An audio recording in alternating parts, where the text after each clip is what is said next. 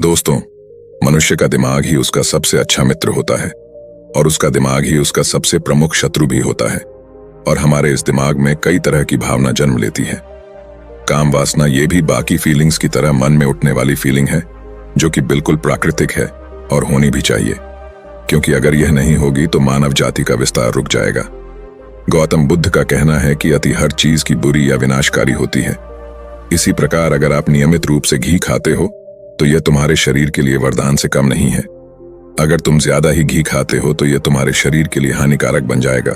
और अगर तुम चाय बहुत ही कम पीते हो तो कोई बात नहीं या कोई दिक्कत नहीं। अगर तुम सुबह शाम दिन दोपहर चाय ही चाय पीते हो तो यह चाय तुम्हारे लिए जहर का काम करेगी। इस प्रकार अगर तुम गंदे विचार करना या सेक्सुअल एक्टिविटी करना एक लेवल के लिए ठीक है, लेकिन एक लेवल के बाद यह चीज आपको जितना बर्बाद करती है उतना और कोई नहीं करती।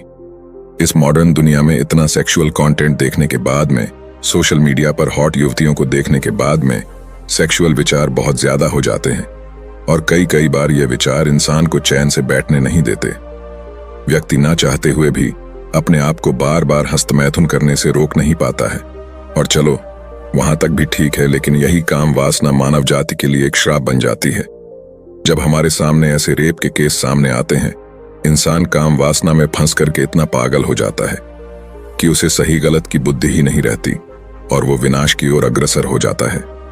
एक इंसान ना चाहते हुए भी घंटों तक फोन देख रहा, हर युवती पर वो गलत नजर डाल रहा है, हर जगह उसके माइंड में सिर्फ इसी तरह के गंदे विचार चलते रहते हैं और उसे बार बार परेशान करते हैं। चलो हम इन गंदे विचारों को एक महान बुद्ध कहानी के जरिए रोकने का प्रयास करते हैं। एक बार एक व्यक्ति एक बौद्ध भिक्षु से पूछता है, गुरुदेव, मेरे जीवन से काम वासना और क्रोध जाता क्यों नहीं है? मेरे अंदर से काम वासना खत्म क्यों नहीं होती?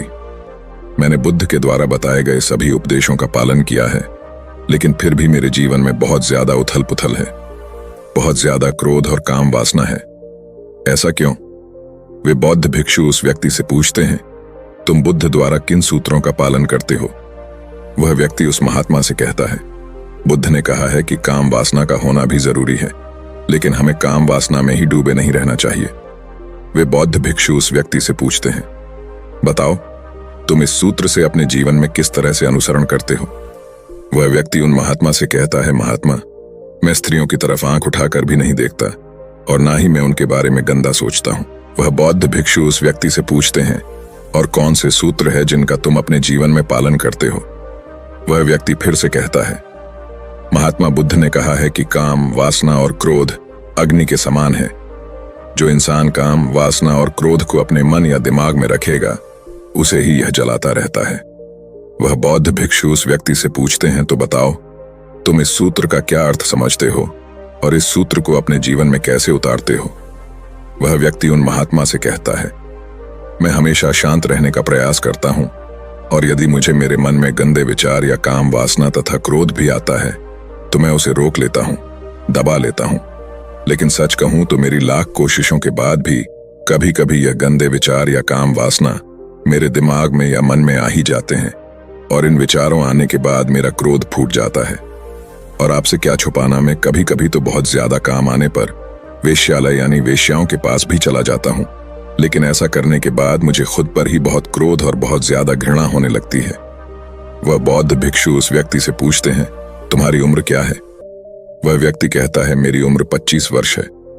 वे बौद्ध भिक्षु उस व्यक्ति से पूछते हैं, क्या तुम्हारा विवाह हो चुका है? वह व्यक्ति कहता है, नहीं महात्मा, मैं अभी कुछ भी कमाता नहीं हूं, इसीलिए मुझसे विवाह कोई नहीं करना चाहता। वे बौद्ध भिक्षु उस व्यक्ति से कहते हैं, समस्या यह नहीं है कि तुम काम वासना से ग्रस्त हो या क्रोध से ग्रसित हो। समस्या तो यह है कि तुमने बुद्ध के द्वारा कही गई बातों का बिल्कुल गलत अर्थ निकाल लिया है। तुम उस बात से चूक गए हो जो बुद्ध कहना चाहते हैं। जो तुमने बुद्ध का ज्ञान ग्रहण किया है वह ज्ञान अधूरा है और वही तुम्हारे जीवन में जहर का काम कर रहा है। इस उम्र में स्त्रियों के प्रति आकर्षण होना बिल्कुल स्वाभाविक है। इसमें ना तो कुछ अच्छा है और ना ही बुरा। काम वासना का उठना पूरी तरह से प्राकृतिक है। इसका उठना इस पृथ्वी पर जीवन के लिए बिल्कुल आवश्यक है। बुद्ध ने कभी भी काम वासना को बुरा नहीं बताया और ना ही कभी उन्होंने इसे दबाने पर जोर दिया। वे तो लोग ही हैं जो बुद्ध जैसे ऊंचे लोगों को सुनकर उनकी बातों का कुछ भी अर्थ निकाल लेते हैं और लोगों के बीच भ्रम फैला देते हैं और इन भ्रम के कारण ही लोग काम वासना जैसी शक्तिशाली ऊर्जा को दबाने की कोशिश करते हैं, और इसे दबाने के कारण ही गंदे विचार आते हैं और यह ऊर्जा क्रोध बनकर बाहर आती है। वह व्यक्ति उन महात्मा से पूछता है, तो क्या इसका अर्थ यह है कि महात्मा हमें काम वासना का आनंद लेना चाहिए? वे बौद्ध भिक्षु मुस्कुराते हैं और कहते हैं, इस दुनिया में हर व्यक्ति वो सब करने के लिए बिल्कुल स्वतंत्र है जो वह करना चाहता है, जिसकी उसे इच्छा है, जिसमें उसे आनंद मिलता है। काम वासना में डूबे रहना भी आनंद और मजे की ही अनुभूति कराता है, परंतु वो आनंद बिल्कुल कुछ ही देर के लिए है। अब इसमें कम कह रहे हैं तो ये मत समझना कि इसे सुनकर आप उदास हो जाओ कि हाँ कम तो है और पता नहीं फिर भी ये गंदी क्रिया में क्यों कर लेता हूं। नहीं, बात को कुछ और गहराई से समझो, आराम से इस बात को समझो। इस बात में बार बार वासना को गलत नहीं कहा जा रहा। ध्यान से समझना, क्योंकि वासना कोई छोटी चीज नहीं है। वो बाकी कार्यों की तरह ही मनुष्य के जीवन का एक अहम हिस्सा है, तथा जो काम वासना का आनंद है वह कम है, वह हमेशा नहीं रह सकता है। ये तो मनुष्य की सुंदर खोज है, एक ऐसे आनंद के बारे में है जो हमेशा रहे, और मानव चाहता है कि ऐसा आनंद मिले जो हमेशा टिका रहे, क्योंकि वह अंदर से बिल्कुल अधूरा है। इसीलिए व्यक्ति बार बार काम वासना में समाया रहता है। बार बार उसकी बेचैनी ऐसे आनंद की तलाश करती है और आसपास की चीजों में वो आनंद या वासना खोजता है। इसीलिए वो बार बार काम वासना में लीन होता है, और जो लीन होता है वो इसलिए ये सोचकर लीन होता है कि इस बार वह पूर्ण तरीके से संतुष्ट हो जाएगा, लेकिन ऐसा नहीं होता। अंत में वह अपने आप को बिल्कुल खाली ही पाता है, जिसके कारण उसके जीवन में दुख पैदा होता है। व्यक्ति को केवल काम वासना में ही डूबा नहीं रहना चाहिए। बौद्ध गुरु उस व्यक्ति से कहते हैं, एकदम ध्यान से सुनना, व्यक्ति को काम में ही डूबे नहीं रहना चाहिए। अब यहाँ दो बातें कही गई हैं। एक, सिर्फ काम वासना में नहीं रहना चाहिए, और ये बिल्कुल नहीं कहा गया कि काम वासना में बिल्कुल नहीं रहना चाहिए। आप ध्यान से समझना इस बात को, और आप अपने अंदर भ्रम पैदा मत कर लेना, और अगर गलत समझ गए तो जीवन में दुख के सिवा कुछ मिलेगा नहीं। इस सूत्र के द्वारा बुद्ध हमें एक काम वासना का स्वभाव बताना चाहते हैं। बुद्ध हमें काम वासना की वास्तविकता दिखाना चाहते हैं। ज्यादातर लोग केवल अति में सोचते हैं। वे ये मानते हैं कि या तो कोई चीज बुरी है या बहुत अच्छी है। हमें या तो कोई चीज बहुत बुरी लगती है और या कोई चीज बहुत अच्छी लगती है। लेकिन बुद्ध अच्छे और बुरे से ऊपर उठकर वास्तविकता को देखते हैं, और उसी वास्तविकता को बुद्ध हमें भी दिखाना चाहते हैं। वह व्यक्ति उन बौद्ध भिक्षु से पूछता है, तो अब मुझे आखिर क्या करना चाहिए? महात्मा जी, कैसे मैं एक अच्छा जीवन जी सकता हूं? वे बौद्ध भिक्षु उस व्यक्ति से कहते हैं, यदि सांसारिक जीवन जीना चाहते हो तो विवाह कर लेना और हमेशा अपने परिवार के साथ ईमानदार रहो। बुद्ध ने और हर ऊंची चेतनाओं ने संसारिक मनुष्यों को अलग सूत्र दिया है और भिक्षुओं को अलग। अगर भिक्षु बनना चाहते हो तो भिक्षु बन जाओ, लेकिन जो भी मार्ग चुनो उस पर पूरी ईमानदारी से चलो। और ईमानदारी का मतलब ये नहीं कि तुम किसी दूसरे की नजरों में अच्छा बनना है, क्योंकि आज तुम अगर ब्रह्मचारी का नाम भी ले रहे हो, उसमें भी तुम कहीं ना कहीं दूसरों को अच्छा दिखाने की वजह से ही इस लिस्ट में अपना नाम दर्ज करवा रहे हो। अगर आप मूल में जाकर देखोगे तो ये पहचान पाओगे कि तुम जो यहाँ आए हो उसका भी एक कारण यही है कि दूसरों की नजरों में तुम बेहतर हो पाओ, दूसरों को आकर्षित कर सको। तो आप समझ रहे हो, ईमानदारी का संबंध दूसरों की नजरों में अच्छा बनना बिल्कुल भी नहीं है, बल्कि अपनी नजरों में हमेशा अच्छा रहने से है। और तुम लोगों को तो मूर्ख बना लोगे कि तुम एक ब्रह्मचारी या एक ईमानदार व्यक्ति हो, लेकिन खुद की अंतरात्मा को बेवकूफ कभी नहीं बना पाओगे। और ये बात तुम्हारे मरने के बाद ही खत्म होगी कि मैं एक ब्रह्मचारी या ईमानदार व्यक्ति नहीं था। जो तुम्हारी अभी की वास्तविकता है उस पर पर्दा बिल्कुल मत डालो।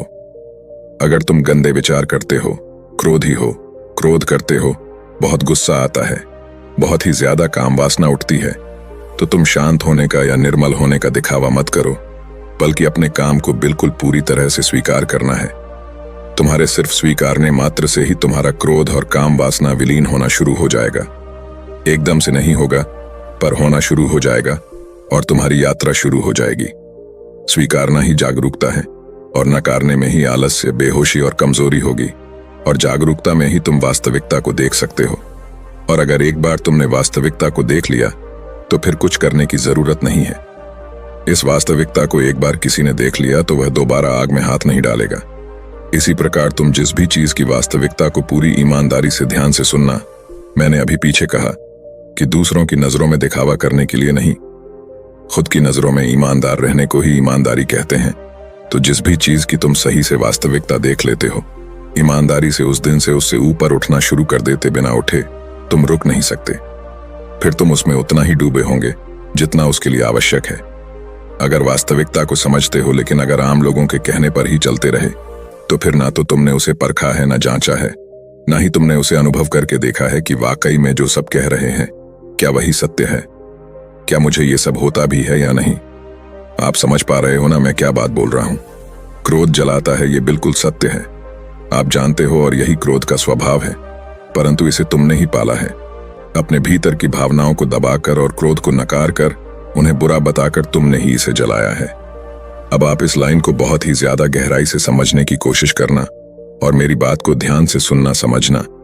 जब तुम कोई गंदी या किसी नग्न वीडियो या पोर्नोग्राफी को देख रहे हो, सोशल मीडिया पर हो या कहीं पर भी, आप अगर पुरुष हो तो स्त्री को देख लेते हो तो तुम उत्तेजित होते हो, लेकिन तुम उस उत्तेजना को समझे बिना ही उसे दबाकर आगे चले जाते हो।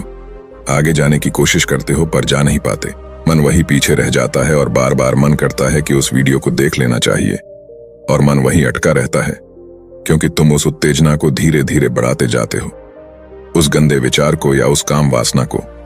अगर तुम वहीं ठहर कर समझोगे कि ये है क्या और इस गंदे वीडियो में हो क्या रहा है, मुझ में हो क्या रहा है, ये सभी सारी गहरी बातें तुम समझो और वास्तविकता को देखने की कोशिश करो। वास्तविकता देखने का ये मतलब नहीं कि तुम वहीं रुक जाओ, पर वास्तविकता का सही मतलब है कि उस चीज में हो क्या रहा है और सोचना कि यह मेरे लिए ठीक है। अगर हाँ तो बेशक उसे देखो। अगर मन से आवाज आएगी ये मेरा पूर्ण रूप से मेरा विनाश है, तो वही पूर्ण तरीके से वही रुक जाना और शांत मन से अपने आराध्य भगवान को याद कर लेना। तथा तुम्हें यह बात हमेशा याद रखनी है कि यदि क्रोध बेवजह उठता है, यदि काम वासना बेवजह अंदर से उठती है, इसका यही कारण है कि तुम जिस समय पोर्नोग्राफी या गंदे वीडियो में उठे विचारों को दबाया था, वही वासना या तुम्हारे हस्तमैथुन का नतीजा है, और यही क्रोध पर भी लागू होता है। अगर तुम दिखावा करो कि मुझे क्रोध नहीं आता, उसे दबाने की कोशिश करो, तो वो एक समय के बाद तुमसे नहीं रोका जाएगा और दूसरे रूप में निकल ही जाएगा। वह व्यक्ति उन्हें बौद्ध भिक्षु से कहता है, आपके शब्दों ने मेरे आने वाले जीवन को बिल्कुल आसान बना दिया। धन्यवाद और आपको कोटि कोटि प्रणाम। मैं सदैव आपका आभारी रहूंगा। वह व्यक्ति उन भिक्षु की बात समझ जाता है। क्या आप इस बात को गहराई से आप समझ पाए हो तो कृपया चैनल को सब्सक्राइब कर लेना और कमेंट बॉक्स में नमो बुद्धाय जरूर लिखना। इससे हमारा मनोबल और अधिक होगा और फिर हम ऐसे ही ज्ञानपूर्वक कहानी आपको प्रदान करते रहेंगे।